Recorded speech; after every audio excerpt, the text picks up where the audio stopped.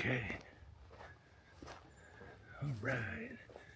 It is Sunday, February 1st.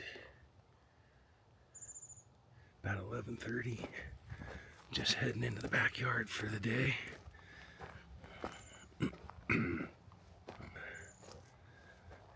It's perfect out here. It's supposed to be in the 50s.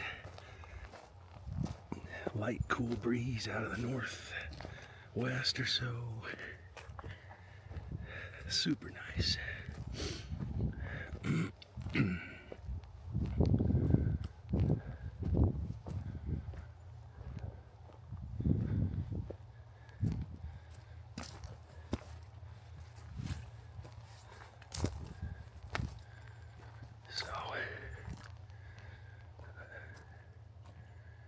Gonna head out, check the far critter cams. I'm gonna go to the tree today, the big ancient juniper. I've had a cam there for over a month.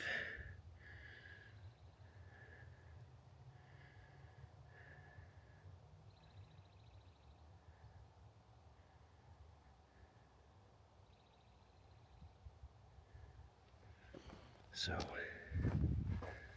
gonna be a long hike today. To get up to the tree is a few mile hike and out and back, and up to almost 6,900 feet, about 6,850 or so.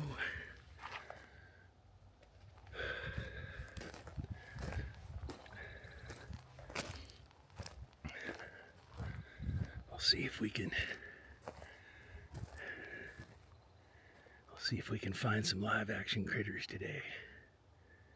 Maybe I'll run into some deer this morning. Who knows? If I get lucky.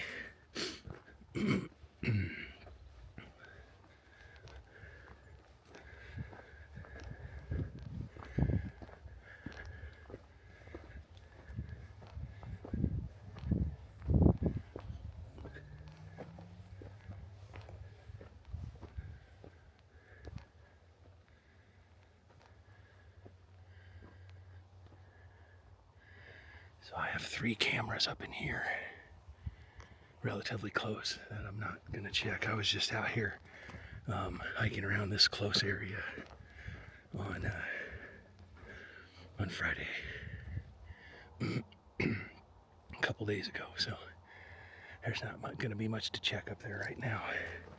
I'll get them on the way back. Right now I just gotta go as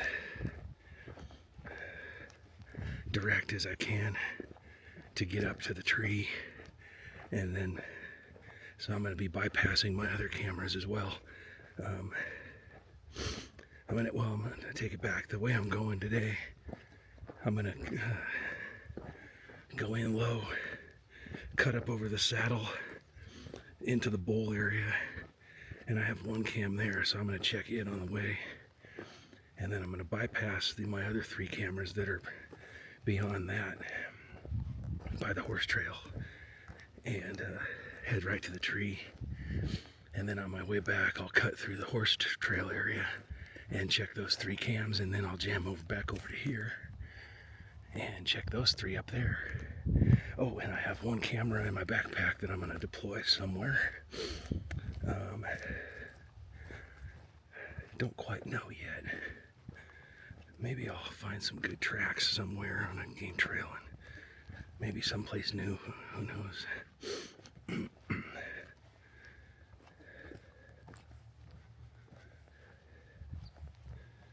ground is still real soft. It's not really muddy anymore. It's just super soft dirt. It was super muddy after the snow a week ago. I tried walking down that hill a week ago after the snow the next day, and golly, I couldn't do it. I was gonna fall down bad. It's real steep. I had to jam back up into the grass and come down to here, because that was just a crazy muddy mess. Mud and snow. I almost wiped out. bad a few times. I was like, geez, this is nuts. Alright.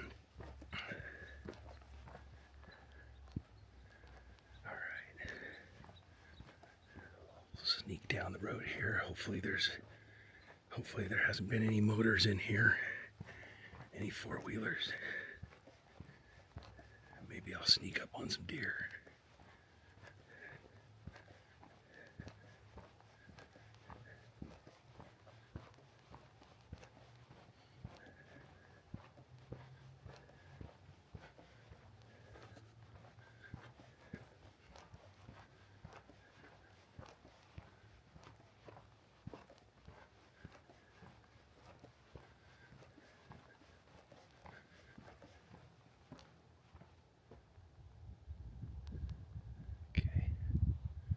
Just scanning way ahead through the trees. Just looking for anybody's moving around out there, any critters. You never know. Through here, they do like to hang down in here. It's nice and calm.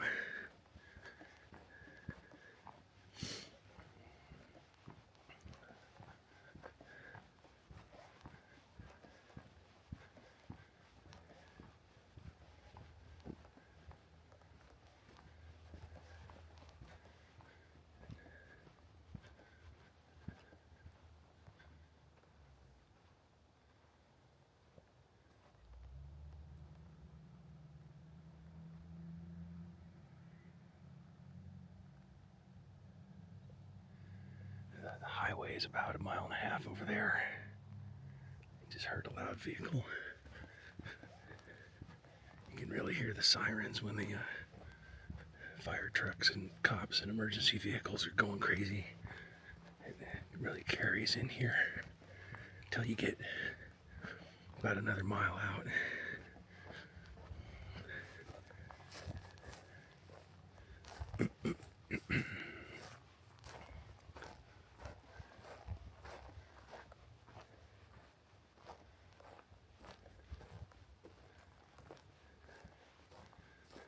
Lots of javelina tracks right here. Those little bastards have been going bonkers all again already. There's little tiny baby ones. They're already having little tiny babies. I really don't think they ever stop all year. I think it's every 2 or 3 months. I think that some female is popping out babies. It's constant. There's so many of them now. There's so many breeding pairs that there could be 50 or more now after the last 4 or 5 years. I remember when there were just like a few. There's just a handful of them, and I don't know if others migrated into the area or if they interbreed or what their deal is, but they went from a handful to now there's probably 50, and now it's constant now. They're constantly having babies. They have 2 at a time. A female has 2 at a time, and you could see sometimes I'll see 3 females with their 2, and then they're the other ones that are 3 or 4 or 5 months old are medium sized by then, and they're hanging. So you'll see 4 different sizes of these things as they grow up, and they all hang together in these big groups, and they're starting to come around again through the RV property. They had kind of disappeared maybe November, December. Well, I'd say maybe December and most of January, maybe it was. Now they're back. They're being little assholes. Let's see, it was 2 nights ago. One of them came up to my electric fence and stuck his nose on it. And I had a camera out there right directly in front of where he touched the fence. and it zapped his nose, and boy, he went from 0 to 60 in about 1 second. Man, he peeled out of there so fast. So that's what I want. I want them to get zapped, and hopefully they learn. But the thing is with them is they're so rugged and tough. They have really long, thick, they're just like hogs, you know, so there's hair, and their hide is so thick. It's like armor. So they're still getting inside the fence, because the fence charges it, like it shoots 10,000 volts every, like, it might be once a second, maybe every second and a half. You'll hear the little charging box go click, click, click. So every click you hear is a burst of voltage. And it only bursts for that 1 second, you know, just boom, boom. So they're going underneath the wire, and if it shocks them or not, they may not even care at that point. They're in, you know, and then they fuck around, and then maybe it shocks them on the way out. So it's not 100% effective by any means against them.